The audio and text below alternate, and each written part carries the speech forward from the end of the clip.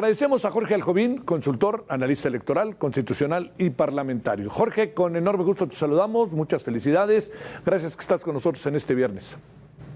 Igualmente, mi querido Javier, un fuerte abrazo, muy feliz inicio del año. A ver, te pregunto lo primero, que es la reforma electoral, que dicen que a lo mejor se les ocurre hacer mesas de debate, hazme un favor, pero eso con lo que trae reducción de los dineros a los partidos, reducción del presupuesto, menos diputados plurinominales, todo eso que va a ser un asunto que al final, en una primera impresión, Jorge, para que nos digas tú, si alguien se va a fortalecer con esto es el gobierno y Morena, y si alguien va a perder es la oposición.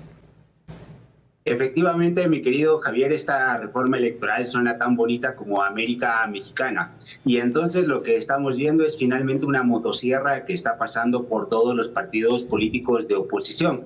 Lo que se busca es una concentración del poder y por lo tanto, si en principio en el discurso pudiera parecer muy buena esta reforma electoral, lo que busca es justamente reducir los espacios de diferencias y de resistencia de grupos políticos en contra del oficialismo. Vamos desmenuzándola poco a poco. Diremos que en principio lo que tenemos que es la eliminación de los plurinominales tiene dos opciones. Por un lado es la eliminación total de estos plurinominales o apostar un principio de primera minoría que se refiere más bien a otorgar el voto y el lugar de la curul a quien haya obtenido el mejor el segundo lugar. Por otro lado, en cuanto a la reducción del financiamiento de los partidos políticos a la mitad, me parece que esto encontrará no solamente resistencia en una oposición que está totalmente cancelada y muerta, sino también en los aliados de Morena, específicamente en el Partido del Trabajo y en el Partido Verde. Habrá que recordar que los partidos políticos en total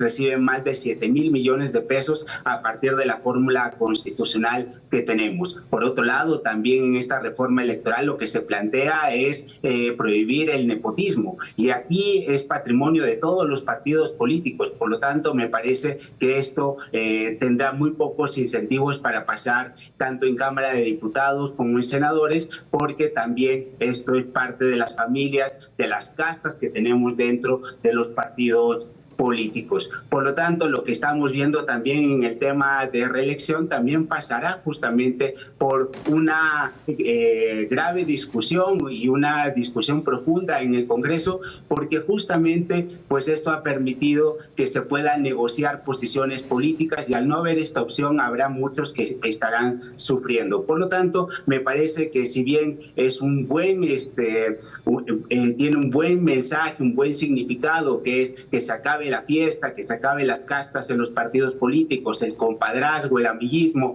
que no solamente es patrimonio del oficialismo, sino también de la oposición cuando ocupó el poder, me parece que tiene muy pocas oportunidades de poder transitar en el Congreso. Y lo que estamos viendo también que en esta reforma electoral no se toca al INE, pero me parece que la propia elección judicial pues dejará bastante tocado al Instituto Nacional Electoral y no nos sorprendamos que se agregue un apartado donde se busque la concentración de las facultades del Instituto Nacional Electoral con la eliminación también de los institutos electorales locales. Por lo tanto, diremos que esta reforma electoral quedará en compás de espera y me parece que la doctora Sheinbaum no la tendrá difícil solamente en la oposición, sino más bien la tendrá difícil porque hay dos coordinadores parlamentarios, Adán Augusto López Hernández y por el otro lado Ricardo Monreal, y este tipo de reformas en nada les conviene.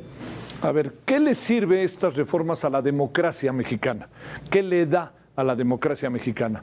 ¿Qué le da como proceso de fortalecimiento, de mejores condiciones de vida, de mayor participación, de abrir y de la pluralidad y de la libertad? ¿Le da algo, no le da algo, nos echa para atrás en el tiempo? ¿Qué nos da?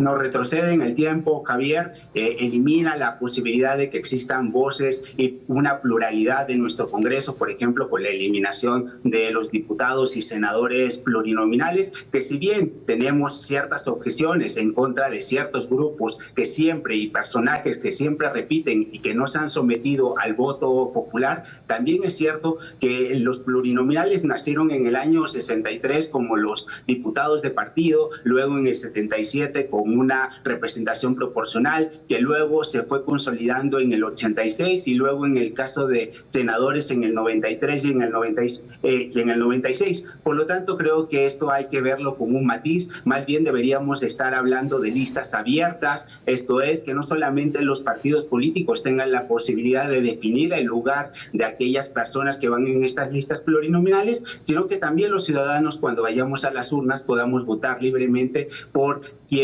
aquellas personas que los partidos políticos nos proponen como plurinominales. Y creo que también lo que sí refrescaría es que los plurinominales salgan a hacer campaña y ganen el voto en territorio. Pero de ahí a eliminarlos me parece que hay un largo trecho. En cuanto al financiamiento de los partidos políticos, simplemente lo que me parece que será una competencia desigual, porque simplemente si tomamos en cuenta los financiamientos que hoy tienen los partidos políticos, al no tener la posibilidad de alimentarse de un financiamiento privado, me parece que Morena será el enorme beneficiado por los 2.400 millones de pesos que al día de hoy recibe, en comparación con los otros partidos políticos que no reciben bolsas menores, pero me parece que los dejaría en gran desventaja para poder participar. En cuanto a la reelección, me parece que es un tema donde sí se podría transitar. En cuanto a periodos, ya tuvimos un tiempo donde no teníamos la reelección y no pasó nada, y me parece que en ese sentido podríamos platicar en cuanto a la cantidad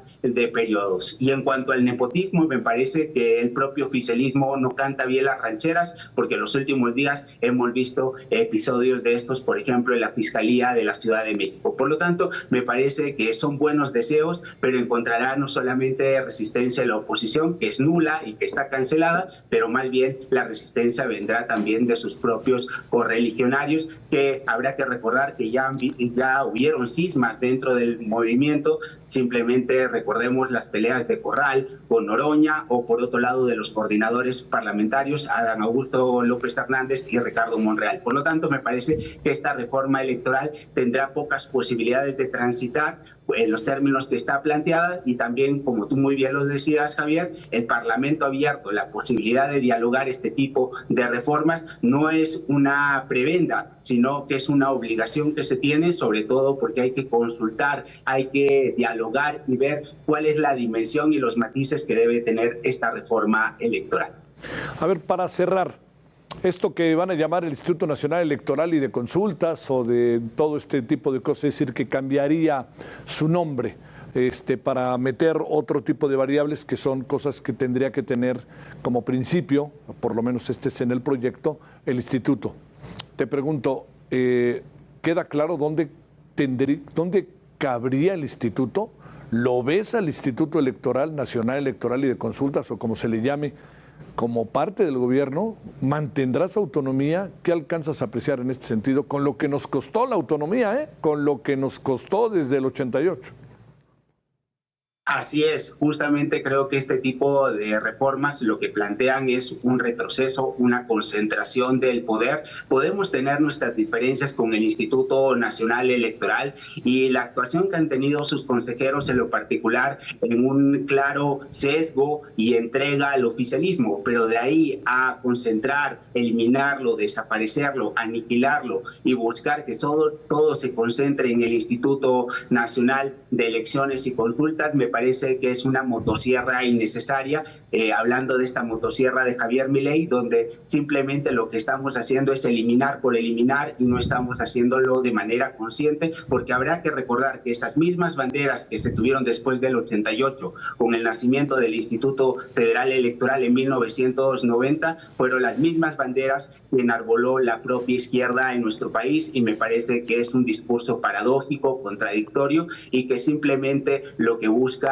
es entronizar a una sola fuerza política en el poder. Por lo tanto, esperemos que se abra el diálogo y que no sea un diálogo de sordos como ocurrió con la elección judicial, sino que verdaderamente se escucha a los expertos y que se pueda aportar más allá del canto de las sirenas de Morena y de sus aliados. Mi querido Jorge, entiendo lo que dices, pero ¿tú crees que no van a ir en el voy derecho y no me quito? ¿Tú crees que estarían dispuestos a discutir, debatir con personalidades especialistas como tú en materia electoral y como muchos otros, con experiencias de otros lugares del mundo? ¿O otra vez van a decir, es un mandato del pueblo? ¿Qué alcanzas a apreciar que pueda pasar ahora sí que en la terca realidad?